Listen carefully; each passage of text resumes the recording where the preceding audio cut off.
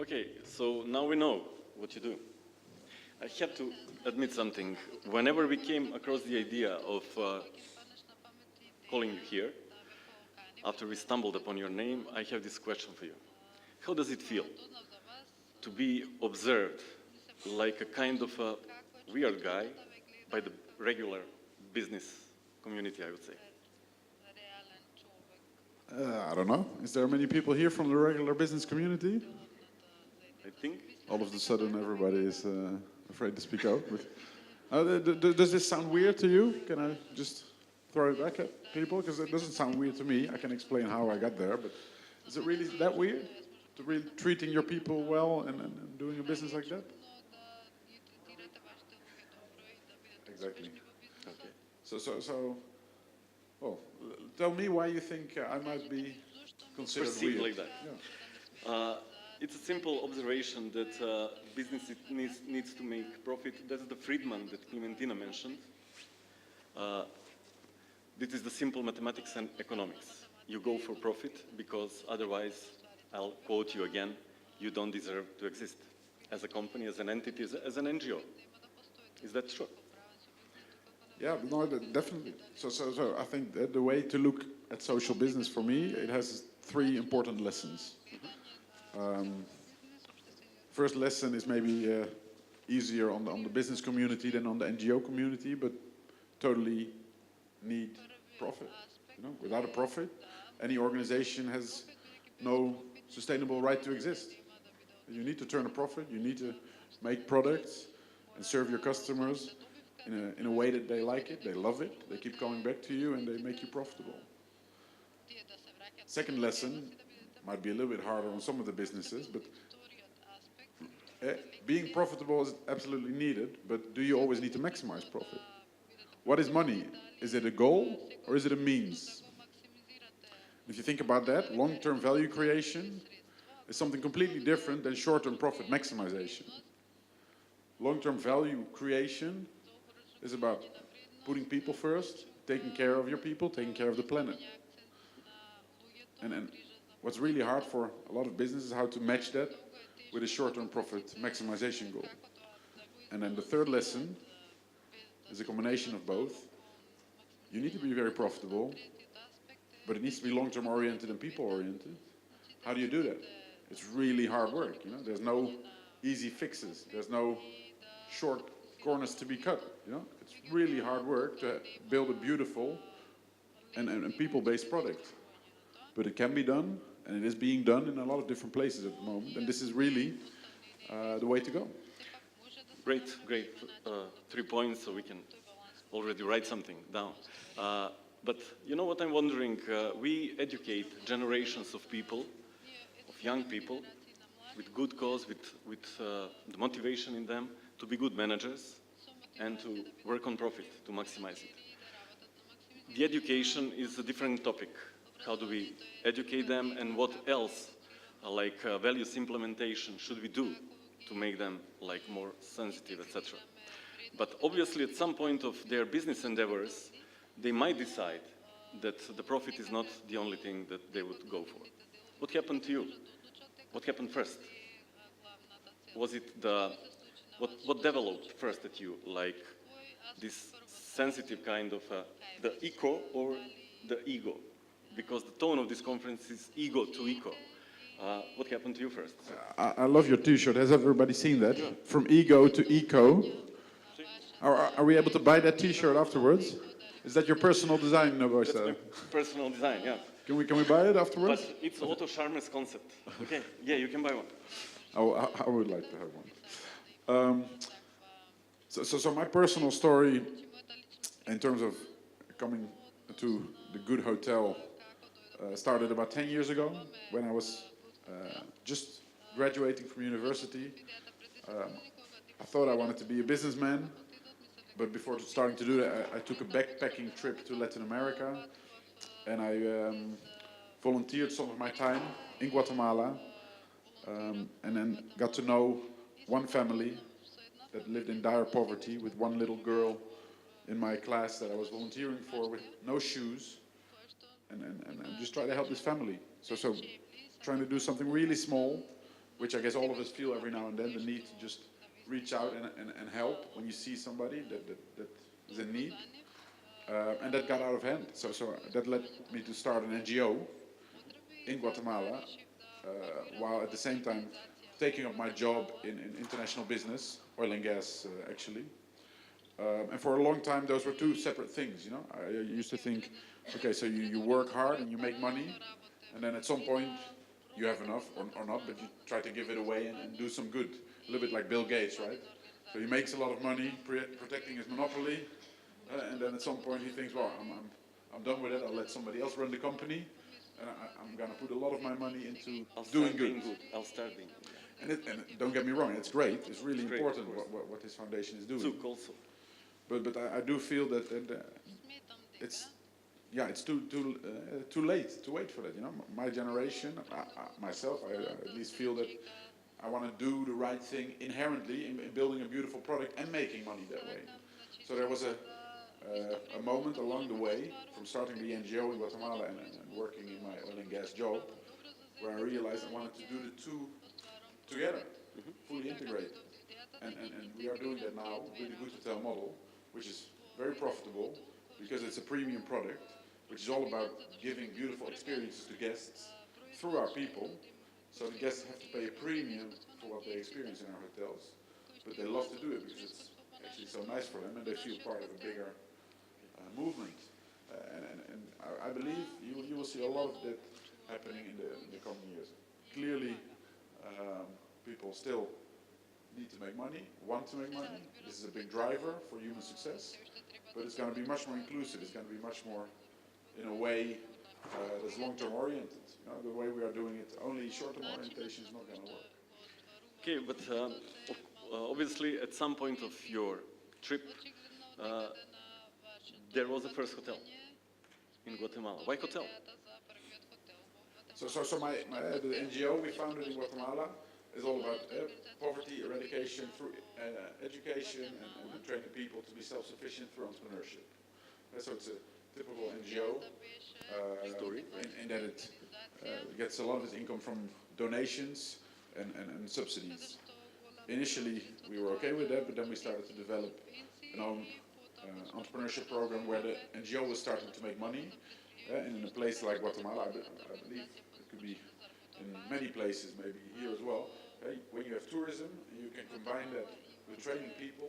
Why don't you have the people that you train work in tourism and make money for the training programs? So do I hear that you have recognized the market potential? Here in Macedonia? No. Okay, yes, here in Macedonia, maybe we will hear something new. I was just thinking I was this thinking, morning, yeah, okay. Maybe new. Okay, market potential. Yeah, of course.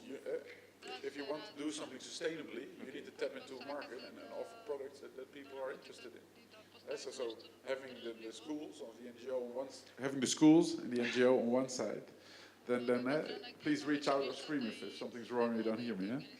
So having an NGO and educational activities on one side is great, but where does the money come from? You need to be making some money. So we started running a tourism program and then just basically built that out.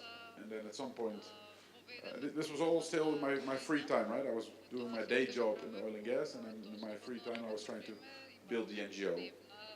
And then at some point I was like, we have to do this seriously. This is a real opportunity to create a beautiful brand, which is not just an NGO, but which is a full-fledged social business. So I quit my job and said, I'm going to start a good hotel. First good hotel in Guatemala, then one in Amsterdam, and now we're actually opening one today, actually, in London. Did you hear that? Today they are opening a hotel in London. Well, congratulations and good luck again. And another thing is that you are opening a good hotel in London, and he is in Skopje. I must tell a story. We called Marten and we said, what dates are okay for you? Because we had a kind of 7 days to plan. He said, maybe the 2nd of December. And we fixed that date with the embassy and with everything. And then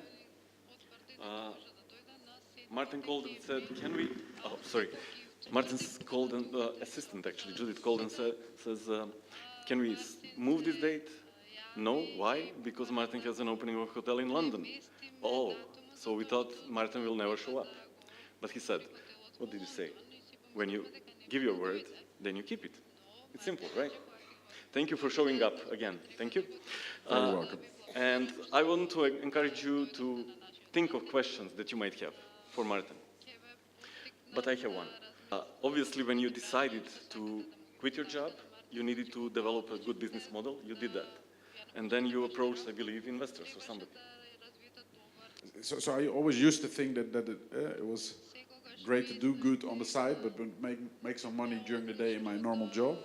And then there was a point where I started to realize this is something bigger that needs full attention. And then indeed, you need to be able to make a living out of that. So I'm an entrepreneur, and I need to be able to have a business case that long term will support me making a living. And this is not just by running one hotel. So we started in Guatemala building the first good hotel. And on the back of that, I started to realize how much potential this idea of running a good hotel had. I was actually based in Brazil at that point, working in my oil and gas job. And then I realized if we can do this in more places, I had in Rio, the Olympic Games had just been awarded, so much tourism coming. It's like, why don't we do a good hotel in Brazil? And then I started to build a business case around opening multiple hotels and building a brand around that. And the way we've structured that is that you have a hotel operation and you have a real estate operation or a real estate company. So each location, we set up a special purpose vehicle to own the real estate, develop the real estate on behalf of the Good Hotel brand, and then the Good Hotel brand gets a long-term operating agreement. And in that way, I was able to secure some of the financing to get started. It was very sort of slippery, very exciting. I was not sure what I was doing, but I guess everybody that ever tried their hand at being an entrepreneur has that feeling. And you just gotta get going with it. Gotta get started. Do you have any questions for Martin at this point? I encourage you to think of one. Ovdje mikrofon ako može. In a good deed that you do all this kind of activities, and it's very inspiring and inspirational for us to hear that, especially in an emerging market like this one. But what I would like to know, what are the downsides of the, let's put it, the corporate social responsibilities activities that you are completing? Is it always just the bright star that you're doing and always the praising that you have on your account, or there are downsides in this as well as in business? What problems have you encountered during establishing this? Because it's not easy to combine the business on one side, and you said yourself, you're an entrepreneur as well, not only a social responsible person that wants to act in that way. So how difficult is it to mingle those two things and those two activities?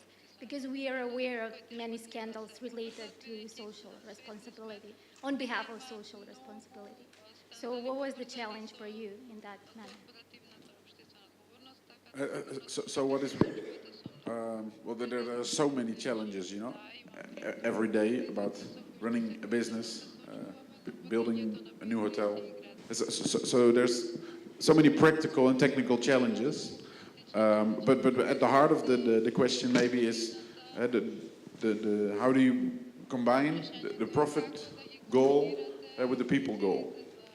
And it's not easy, you know, and it takes a lot of time. And our hotels, relatively speaking, have a high head count and a relatively high expense on human resources, on training the people and keeping everybody involved and developing the team.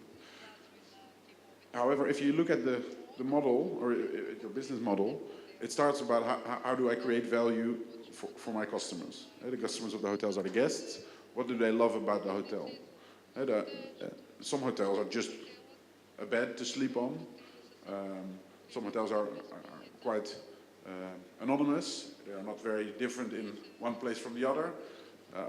This is a beautiful hotel, no complaints, but it looks like Marriott in any other place, if I may say so.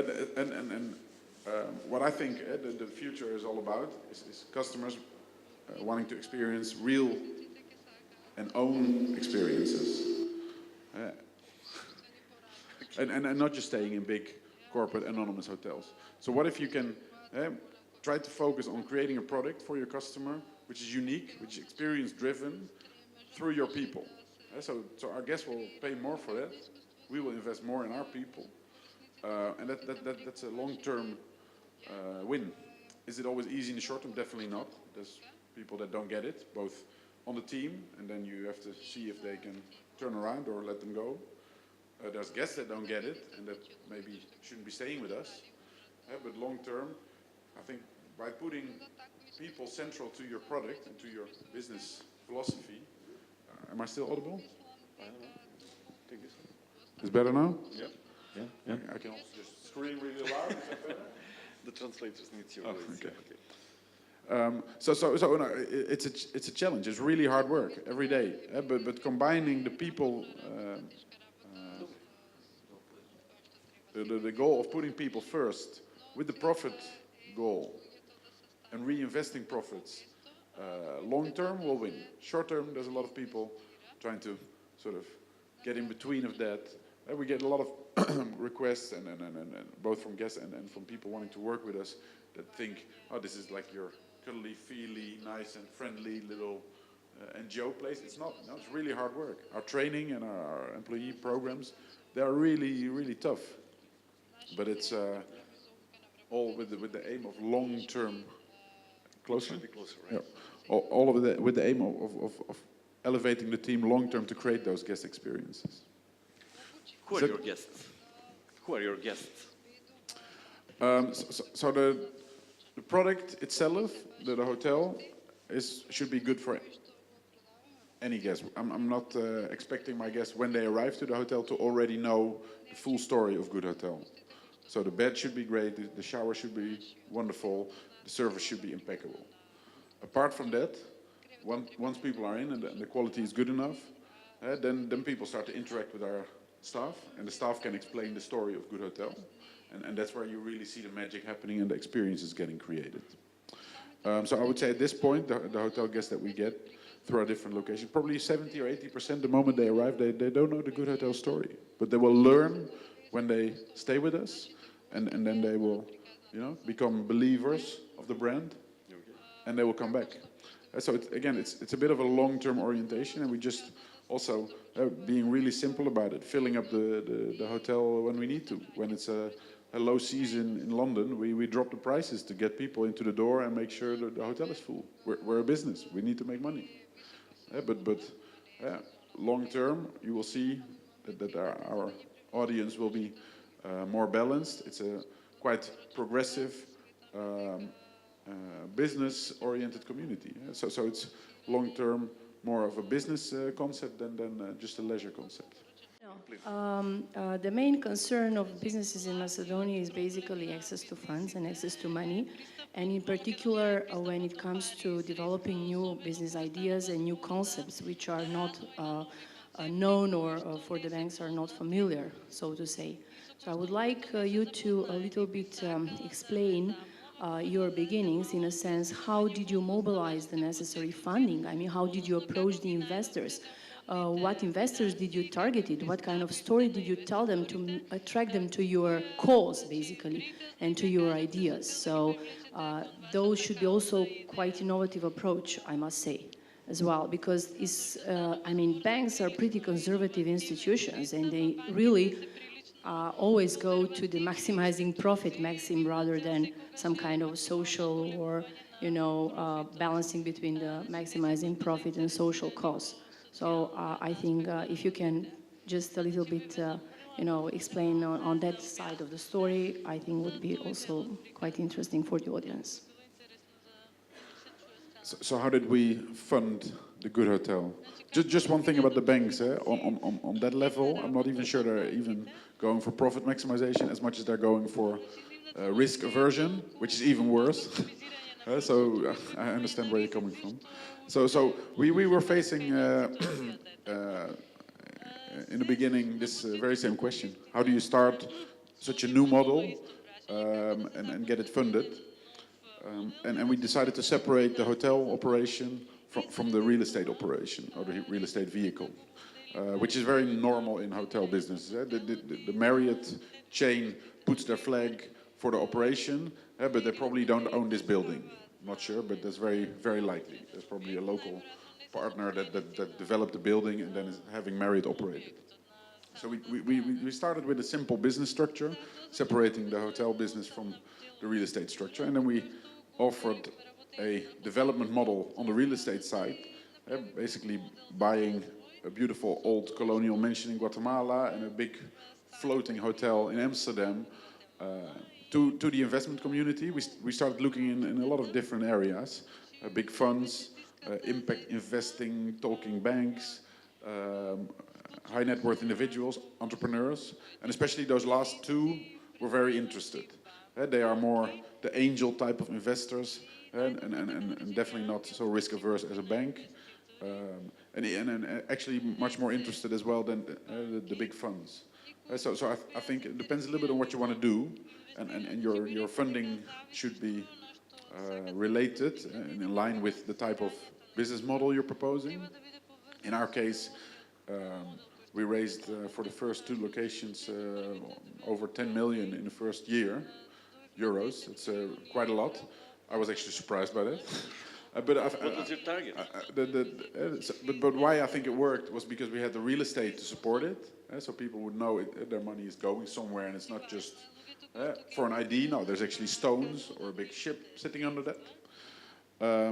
And then the audience that really this money came from and that bought into it were mainly entrepreneurs themselves. So they'd made their money either in hotels or in real estate or in shipping, different angles.